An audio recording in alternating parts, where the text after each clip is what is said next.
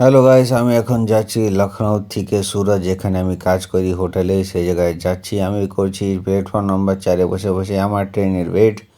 Train আসবে।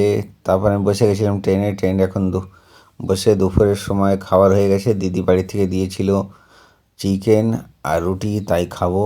তা খেয়েটে এখন দুপুরে শুয়ে পড়েছি। কি করা যাবে, ট্রেনে তো আর কোনো কাজ সম্ভ নেই, খেতে হবে আর শুতে হবে।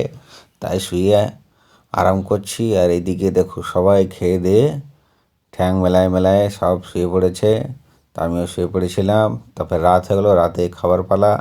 এখন রাতে খাচ্ছি চিকেন বিরিয়ানি, যা কি দিবি হেভি বানায়, তাই খেলাম। তা আবার পরের দিন হয়ে গেলো, খাবার কিছু ছিল না বাড়ির। তা খিদে লেগেছিলো, কী করবো।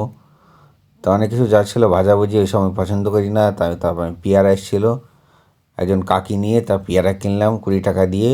কালো লবণ লবণ দিয়ে দিল, খেতে ভালোই লাগে, তাই খেলাম। তারপরে নেমে গেলাম ট্রেনের থেকে। এখন বাসে করে যাচ্ছি। বাসে করে এই সরকারি বাসে করে যাচ্ছি। তারপরে চলে আসলো বন্ধু এক জায়গায় বাকি ছিল, এখান থেকে 5 কিলোমিটার বাকি হোটেল। তা বন্ধু নিতে আসলো। তা আমরা দুজন মিলে খাচ্ছি ডাবের জল। ডাবের জল খাচ্ছি দুজন মিলে। আমি কিছু কৃষ্ণা লেগেছে, কী খাওয়া যাবে, চলো ডাবের জলই খাবো। ডাবের জলে কৃষ্ণা মিটাবো। তা ডাবের জল খাচ্ছি। ডাবের জল খাবার, ডাবের মধ্যে যে নরম নরম তুলতুলে নারকেল, তাই ছিল। দাদা কেটে কুটে দিল, তাই এরম এই দেশি চামচ দিয়ে খাচ্ছি দুজন মিলে।